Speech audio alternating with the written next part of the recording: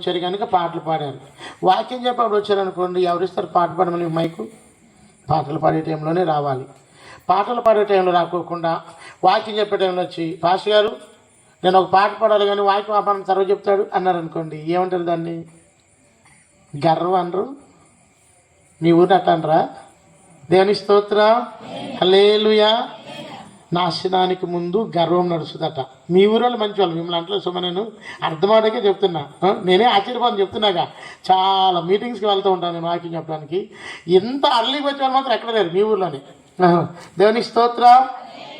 So ఒక రోజట ఈ పాటలు పాడే లీడర్ అనుకుందంట లూసిఫరు, అసలు నాకేం తక్కువ, ఖాళీ అయింది. ఆ పోస్ట్ భర్తీ చేయడానికి మనందరినీ చేసుకున్నాడు దేవుడు. హల్లెలూయా, హల్లెలూయా. మీరు దేవుని స్తుతించాలి. ప్లాన్ ఉంటుంది కనుక ముందుగా చేసి పెట్టారు దూతల. తర్వాత గాబ్రియేలు ఒక లీడరు. గాబ్రియేలు అనే లీడరు తన అనుచరులు వాళ్ళందరూ ఏం చేయాలంటే వర్తమానాలు పట్టుకెళ్ళాలి. నువ్వు పలానా వాళ్ళకి చెప్పరా ఈ మాట అంటే వాళ్ళకి వెళ్ళి ఆ మాట చెప్పరావాలి. దేవుని దూత వచ్చి దయాప్రాప్తురాలైన మరియా నీకు శుభము అని చెప్పింది గాబ్రియేలు.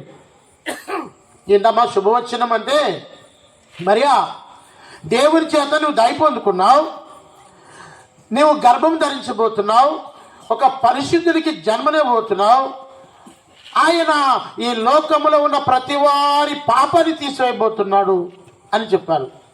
అప్పుడు ఆవిడ అంది, నేను పురుషుని అడిగినమ్మా, నాకు ప్రధానమైన అంతే, నేను చాలా పరిశుద్ధంగా జీవిస్తాను, నేనేమి అపవిత్ర జీవితం నాకు లేదు అంటే, లేదు అందుకే దేవుడు నిన్ను అనుకున్నాడు, పరిశుద్ధం కాబట్టి అనుకున్నాడు. పరిశుద్ధాత్మని కమ్ముకుంటుంది, సర్వోన్నతుల శక్తిని కమ్ముకుంటుంది. పుట్టబోయేవాడు పరిశుద్ధుడు, తన ప్రజలను వారి పాపముని ఆయనే విడిపిస్తాడు కనుక ఆయనకి యేసు పేరు పెడతాడు. ఈ వర్తమానం చెప్పారే, నేను పరలోకని పంపించబడ్డా, నా పేరు గాబ్రియేలు అని చెప్పాడు ఆయన. గాబ్రియేలు తన అనుచరులు అందరూ ఏం చేయాలంటే వర్తమానం పట్టుకెళ్ళాలి. దేవుడు ఎవరికి ఏ వర్తమానం పట్టుకెళ్ళమంటే ఆ వర్తమానం పట్టుకెళ్ళాలి. ఇంకొక లీడర్ పేరు లూసిఫర్. మీరు బాగా వాక్యం నేర్చుకున్నట్టు ఉన్నారు. దేవుని స్తోత్రం, హల్లెలూయా. లూసిఫర్ తను తన అనుచరులు ఏం చేయాలి? పాటలు పాడి దేవుని కనపరచాలి. మీరు ఇప్పటి వరకు పాడారే, చిన్నపిల్లలు చాలా ముచ్చటగా, వాళ్ళ అమ్మడికి ఇంకా ఆసక్తి ఉంది బిడ్డల మీద, వాళ్ళు డ్రెస్సులు తెచ్చి మధ్యలో మార్చి అలా ఉండాలి. దేవుని పైన ఆసక్తి అలా ఉండాలి. దేవునికి స్తోత్రం, హల్లెలూయా. మా పిల్ల రాదులే పాస్టర్ గారు, ఇవాళ పని ఉందలే అనేవాళ్ళు చాలామంది ఉంటారు. చంటి పిల్లలు చిన్నపిల్లలు దేవుని దగ్గర రానివ్వండి, ఆటంకపరచొద్దని ప్రభు చెప్పారు. చాలామంది తల్లులే అడ్డుబండ్లో ఉంటారు, తండ్రులు అడ్డుబండ్లో ఉంటారు. మీ ఊరేంటోనమ్మా, దేవుడు అని చాలా భక్తిగా ఉన్నారు. నాకు చాలా ఆశ్చర్యంగా ఉంది దాని నుండి. దేవుని స్తోత్రం, హల్లెలూయా. కనుక అంటే ప్రతిదీ వివరించాలి. నేను చెప్పిన ప్రతి మాట వివరించాలి. ప్రతిదీ 1 గంట 2 గంటలు పడుతుంది. కానీ మీకు విషయం తెలియాలని ఈ విషయాలు చెప్పుకుంటూ వచ్చా.